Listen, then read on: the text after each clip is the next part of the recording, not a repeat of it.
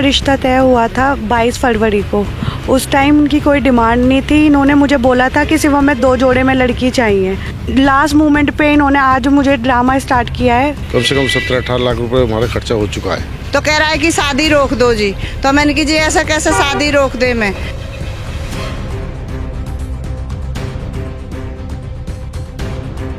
लड़के ने रिकॉर्डिंग में खुद एक्सेप्ट किया है कि हमने यहाँ डिमांड की है। लिफाफे की क्या बात हुई है? हाँ जो होता है वो बोलिए, क्या बताइए ना क्या होता है। बताया तो मैंने। नहीं, मुझे अभी ओपन होके बताओ आप। नहीं मैंने बता तो दिया। वही पूछ रही हूँ क्या बात हुई है घर में। पूछो वहाँ घर पे पूछो। पूछ लिया मैंने। पूछ लिया ना। 120 लिफाफे है 120 लिफाफे। पहले आपको पूछ लेती है। पहले सारी चीजें प्रिपरेशन होती है पहले बैठ करके। प्रिपरेशन तो मेरी भी हुई थी। आपने 120 लिफाफे क्या बोला था आपने? बैठ के होती है प्रिपरेशन ये सारी। क्यों नहीं होती? आपने क्यों पहले क्यों नहीं बोला था मुझे? माँ ने दहेज का उनके पास जा चुका है। जा चुका है सारा ले चुके हैं वो। फिर लड़का की डिमांड आती है कि जी हमको 18 उसके क्रेट में सोना दोगे, 22 के क्रेट में तो हम शादी करेंगे। नहीं करेंगे।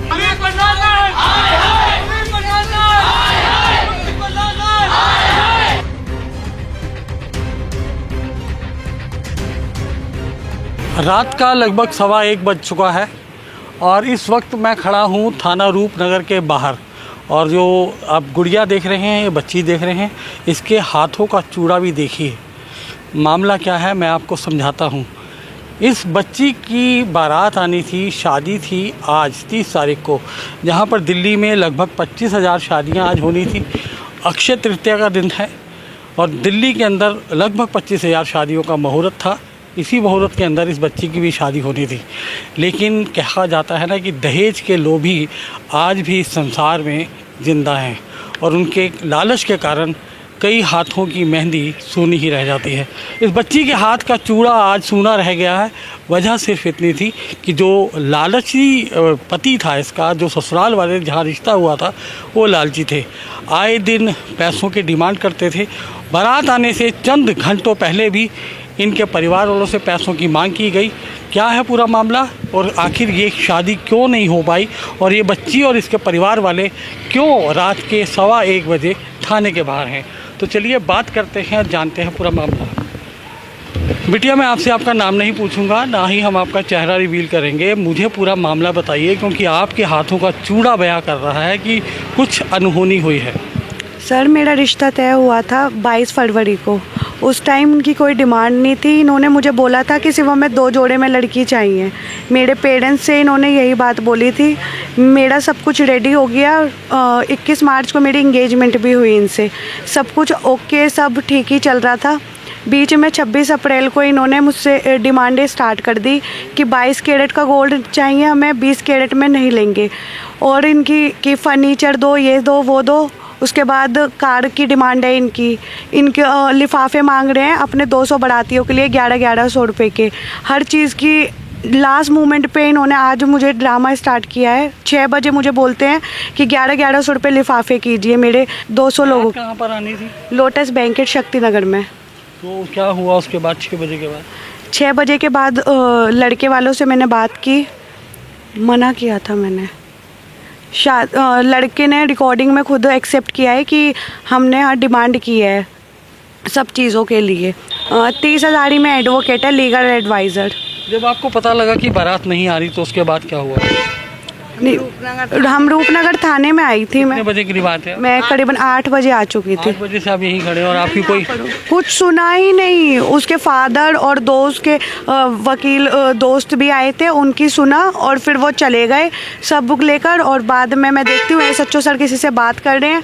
उसके बाद मुझे सीधा बोल दिया करा कि इसको वापस भेज दो। यानी कि वो अपने वकील होने का पूरा रोब उन्होंने दिखाया? हाँ जी, उन्होंने पूरा ही उठाया इस चीज़ का। पुलिस ने आज कुछ भी नहीं, उन्होंने कुछ भी कार्रवाई नहीं की, मेरी एप्लीकेशन तक एक्सेप्ट नहीं की। कोई कंप्लेंट नहीं ली पुलिस ने? बिल्कुल नहीं ली उन्होंने, एक्सेप्ट ही नहीं। SHO से बात हुई? SHO से मेरी कोई बात नहीं हुई। सिर्फ उन्होंने जब मैं आई थी तभी स्टार्टिंग में ही बात हुई थी। उन्होंने बोला आप जाके एप्लीकेशन लिख दो, सिर्फ इतनी ही बात हुई है। आपने एप्लीकेशन की कोई रिसीविंग वगैरह तो नहीं, कुछ रिसीविंग दी ही नहीं है इन्होंने मुझे। अब क्या कह रहे हैं वो आपको? अब 10 बजे के सुबह के मॉर्निंग के लिए बोले कि आप सब्जी मंडी थाने जाओ, वहाँ वुमेन सेल में अपनी कंप्लेंट करके आओ। थाना आपका यही, आप रहते कहाँ हैं? मैं शक्ति नगर FCI गोदाउन के पास। लड़के वाले कहाँ रहते हैं? वो तिमारपुर रहते हैं, माल रोड। तो रिश्ता किसने करवाया था? ये अरेंज मैरिज थी, लव मैरिज थी, या किसी बिचौलिए ने रिश्ता करवाया था? ये बिचौलिए ने रिश्ता करवाया था, प्रॉपर अरेंज मैरिज थी ये। और जो जिसने करवाया था रिश्ता, वो जो मेरे ससुर लगते उनकी वो कलीग थी और पापा के फ्रेंड थे, उसकी वाइफ ने इस रिश्ते के बारे में बताया था। आप तो एजुकेटेड लग रहे हो, पढ़े लिखे हो, आपने कोई इन्वेस्टिगेशन नहीं करी, कोई जांच पड़ताल नहीं करी कि लड़के वाले कैसे हैं, उनके पारिवारिक पृष्ठभूमि कैसी है, सर की सर स्टार्टिंग में उनका ना ऐसे शहद टपकता था उनकी आंखों से, उनके मुंह से। ऐसा लगता ही नहीं था कि वो इस तरीके के लोग हैं। 26 तारीख से 26 अप्रैल से ही ड्रामा स्टार्ट किया उन्होंने कि पहले बोलते शादी नहीं करेंगे, 26 अप्रैल को लड़का भी बोलता है। फिर उसके बाद मेरे भाइयों ने, पापा ने उनके हाथ पैर जोड़े। 26 अप्रैल के बाद से सीधा हमें डेली दबाते हैं। लड़का बोलता है कल मुझे 29 तारीख को 4 बजे फ़ोन करके कि तुम मुझे एग्रीमेंट बना के दो, एक तुम मुझे वाइट पेपर पे लिख के दो कि जो दहेज है मैं और मेरे पापा नहीं मांग रहे हैं आपसे, आप खुद दे रहे हो इस चीज़ को। लड़का इस तरीके से बात बोलता है मुझे। आपने कितना पैसा इस शादी के अंदर जोड़ा इस शादी में, बिटिया की शादी में? सारा कुछ रिकॉर्ड पता है, कितना खर्चा हुआ है हमारा। कम से कम 17-18 लाख रुपए हमारा खर्चा हो चुका है। अब मतलब जैसे आप आए तो कोई कार्रवाई कोई वगैरह? कार्रवाई नहीं हुई हमारी। लड़का पून नाम का है, तिमारपुर का है, 3 बहन भाई हैं, चौथा लड़का है, बाप एक जाटनी आई थी उसके साथ, मेरी बिचौलियन को उसने अलग कर दिया। मैंने जो लड़का को अंगूठी दी थी उसमें गोद भराई में, वो लड़का के बाप ने चेक करवाई, मेरा गोल्ड 20 के कैरेट का था। फिर उसने उसको जिसको फ़ोन करना था उसको तो करा नहीं, उसने दूसरी संतोष को फ़ोन करा। संतोष ने मेरे पास करा। मैंने इसके ससुर को बोला कि भाई साहब ये गोल्ड की फ़ोन तुम मेरे पास करते ना जब मैं तुम्हारी समधिन बन नहीं हूँ तो कह रहा है कि शादी रोक दो जी। तो मैंने कि जी ऐसा कैसे शादी रोक दे मैं। फिर लड़का की डिमांड आती है कि जी हमको 18 उसके कैरेट में सोना दोगे, 22 के कैरेट में तो हम शादी करेंगे। नहीं करेंगे। तो फिर मैंने कि अभी सुनार इतनी जल्दी नहीं बनाएगा, तो कल मैं परसों तिलक पे मैं एक चैन बातों पे बातें क्यों मानते गए? जब वो लालचपन कर रहे थे, आए दिन नई डिमांड कर रहे थे, तो आपने वहीं पर फुल स्टॉप क्यों नहीं लगाया? मैंने कि चल लड़का अच्छा है, घर परिवार अच्छा है। मुझे अंदर से नहीं पता थी ना कि वो ऐसा परिवार वाला है। मैं तो उसकी कर रही थी। फिर मैंने उस पर अभी मैंने double door fridge, AC, double bed और कपड़ा धोनी मशीन, फिर हर एक चीज़ मैंने उनको भेजी। कम से कम ना है तो मैंने उनको 10 लाख का दहेज भेजा। बहन को 5 चीज़ भेजी। बहन को सर एक सामान अपने हाथों से लड़की के लिए, मैं इनकी बहन हूँ, मैंने खुद खरीदा एक सामान लड़की का अपने हाथों से। 40,000 के बर्तन खरीदा, फुकनी आज के जमाने में फुकनी तक दी है, खरीदी है हमने लड़की के लिए। सब ब्रांडेड सामान, सारा ब्रांडेड सामान है, सारा ब्रांडेड बर्तन भी सामान है दहेज का उनके पास जा चुका है। जा चुका है, सारा ले चुके हैं वो, सब ले चुके हैं। कितनी बड़ी बात है, हमारे लड़के हमारे तरफ बच्चे पे बताओ, इतनी बड़ी बात कर दी उन्होंने। आज शादी सर हम तैयार हो चुके 9 बजे। चलो कोई बात नहीं, जितना बेटी हम बात दबा देते हैं, लेकिन वो माने नहीं। उनका तो मुंह ही खुलता। सारा सामान सर मैंने खुद खरीदवाया, मैंने खुद। हमारी इतनी बड़ी बेइज्जती कर दी, उनको ये शर्म नहीं। 10 किलो की fully automatic machine, fully 10 kilo की। आप लोगों को कब पता लगा कि बारात नहीं आ रही है? सर 9 बजे हम तैयार हो चुके हैं जब हमें पता चला है। हम लड़की ब्यूटी पार्लर में तैयार हो के आए, लगता है बैंक्वेट हाउस नहीं आए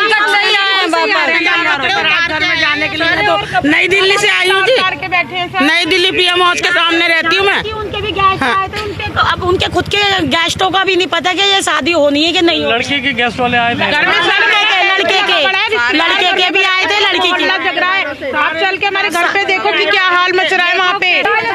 मेरा नाम हन्नी है सर, और मैं कज़न हूँ उसका। रश्मि मेरी बहन है। एक मिनट, रश्मि मेरी बहन है। आज शाम को मेरे पास फ़ोन आता है जब हमारी सारी तैयारी हो चुकी है, हमारे सारे कपड़े हम रेडी हो रहे थे सारे। 5 साढ़े 5 बजे फ़ोन करा है कि अमन के पास, मेरे छोटे भाई के पास, कि हमें न लिफाफे देने हैं जितने भी हमारे शादी में आएंगे लोग, 150-200 लोग जो भी आएंगे, तो आप लोगों को लिफाफे देने हैं ये। तो हमने कहा जी इतने लोगों को तो हम लिफाफे नहीं दे पाएंगे, आपका जैसे रिश्तेदार है 10-12 जनों का उसका दे सकते हैं, हम इतना कर सकते हैं आपके लिए। कह रहे नहीं सबको देने पड़ेंगे। 120 उन्होंने हाँ। बात पूरी जो बिगड़ी है वो इस लिफाफों बात के से बिगड़ी है कि लास्ट में ये लिफाफे वाली बात हुई थी ना, बिगड़ी तो सर ये 26 तारीख से, बट हम कंप्रोमाइज़ कर रहे थे कि शादी हो जाए, क्योंकि इज्जत का सवाल था, कार्ड बढ़ चुके थे, सारी चीज़ें हो चुकी थी, सामान हमने दे चुके थे सारा सामान। उसके बाद अगर ये 5 बजे ये बात होती है, उसके बाद ये बात बिगड़ी है, तो हमने इन्होंने कहा कि 200 रुपये या तो 500 रुपये का लिफाफा बनाओगे, हमारे मेन 500 रुपये का तो हमारे मेन रिश्तेदारों का लिफाफा बनेगा 50 बंदों का, और 200 रुपये का जो लिफाफा बनेगा वो है कि 150 बंदों का अलग से बनेगा। तो टोटल ये दो। आप लोग पूरे 8 बजे से यहाँ पर हैं, तो पुलिस का क्या रोल रहा, पुलिस की क्या भूमिका? सर अब जब घर से हम यहाँ पर आए, एप्लीकेशन लिख के दी तो इन्होंने रिसीव ही नहीं करी सर हमारी। हाँ, साफ मना कर दिया। मैंने कहा सर आप इस पे एप्लीकेशन, हाँ कह रहा है इसे लिखने का कोई जरूरत नहीं, मैं आधे में रोक दिया, मैं अपनी बहन से लिखवा रहा था। कह रहे इसे लिखने का कोई फ़ायदा नहीं है, आपको गुलाई बाग जाना पड़ेगा वुमेन हेल्प वालों के पास, वहाँ आपकी एप्लीकेशन लेंगे, यहाँ पर आपकी एप्लीकेशन नहीं ली जाएगी। तो ये था पूरा मामला जो भाई मैंने आपको दिखाया कि आखिर कब तक इस देश के अंदर इस तरह की घटनाएं होती रहेंगी। मैं आपको ये चीज़ बताना चाहूँगा कि ये दिल्ली है, देश की राजधानी।